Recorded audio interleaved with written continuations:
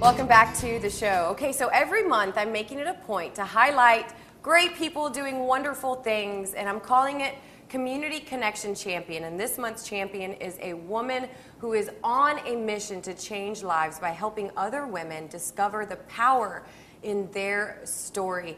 This woman is an author, she's a wife, she's a mother, she's my friend. Her name is Kim Crabill, and she's on set with us. Kim, thank you for being here. Oh, it's a delight to be here. Thanks for having me, Anna. Yes, and I love what you're doing with your ministry, but I know that you started to realize the power in your story based on what your mother shared with you. And I kind of want to start there and share what she shared with you that just changed your life.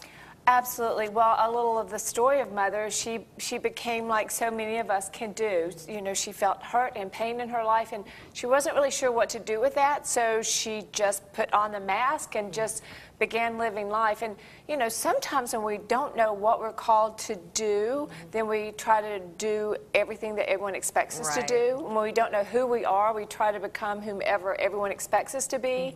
And Mother felt that way and lived her life like that. But her final words to me on her deathbed at the age of 51, she spoke these words: Kim, don't live like I'm dying. Wow.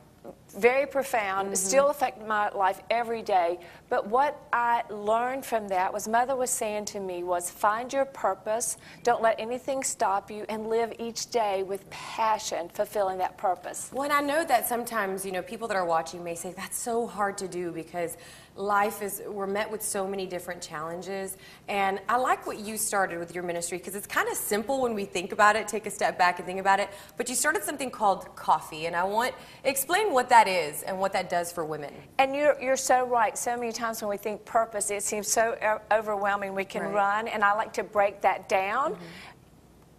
It can be just as easy as having a true conversation. Coffee stands for Conversations of Friends of Faith to Encourage and Equip. So what I like to do is create platforms where women get together with a biblical topic or a meaningful topic, and we truly have a conversation where we get to know one another better so that we know how to encourage one another. Right. And when we share, when we're intentional like that and we get comfortable, we begin to share maybe those hurts, and we realize that we don't have to do life alone, that people are maybe going through the same things, and it's just a matter of getting together with women to share that and say, hey, I'm not the only one. Absolutely. One of my tags is that I say all the time is God did not make us to be alone, and so therefore we cannot heal on our own. Right. We truly are healing agents for each other just by listening to each other. Well, speaking of healing, you wrote a book called Burdens to Blessings. Yes. And it really was a process of healing, and you kind of talk about it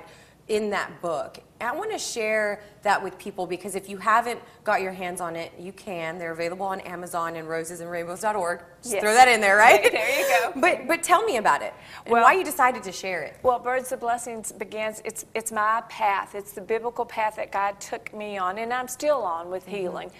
You cannot live very long in this life with not feeling pain or broken or hurt or less than or unworthy, and this is a path that takes us through how God sees us, how we can see one another, and how we can help one another.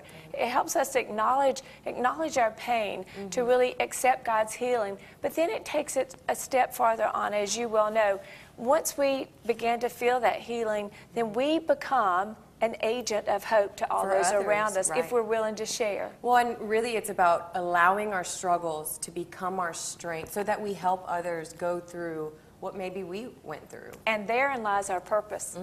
Therein lies our purpose. Right. For each of us to just share what we've gone through to help the other person get through what they're going through. Well, all of your information and your material is available. You have to get your hands on this, and I think it'll change your life. It has mine. So go to rosesandrainbows.org. You can also get it on Amazon, Barnes & Noble. Everywhere. It's everywhere now, but I don't want you to go anywhere because when we come back, Kim has another important message for us. We'll be right back.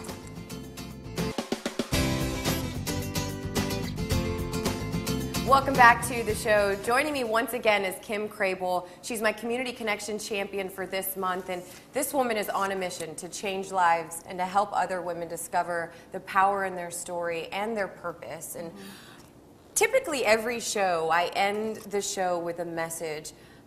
It's my way of maybe injecting some hope into other people's lives. And I want you to do the same for us today. If you had one message to give people that are watching right now, what would that be? Oh my gosh, thank you so much for this opportunity, because the one message I would say is how much you matter and how much your life matters. So many times we get to the point in life where we just think, oh my gosh, there's been too many mistakes, there's been too much hurt, there's just no point. But the truth of the matter is this: everything that you've gone through can be used for someone else's hope.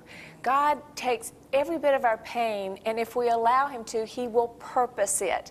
And He will purpose it for our blessing, but then He goes on a step farther. He not only blesses us, but He allows us to become a blessing to those around us. So where you are, you matter, your story is important. Find someone and begin to share who you are and the things you've gone through. I promise you, you will feel a significance like you've never felt before. Ms. Kim, thank you so much. Yes. I appreciate you being here and taking the time to do that. I know that somebody out there is watching right now and they felt that. And one of the things, too, I want to add, so often we can ask sometimes, why, God, why are we going through this? But I'd like to offer a challenge for people to ask what instead. What, God, do you want me to learn from this? What is my takeaway? Yes. What can I do to help this become more fulfilling for me in my life? How can I change what I've struggled with and make it become my strength? And so thank you again for sharing that. I think we're on the same page. Absolutely. And I always say, do not forget that you are chosen regardless of the circumstance that you're in right now. Thank you for watching. We'll see you next time.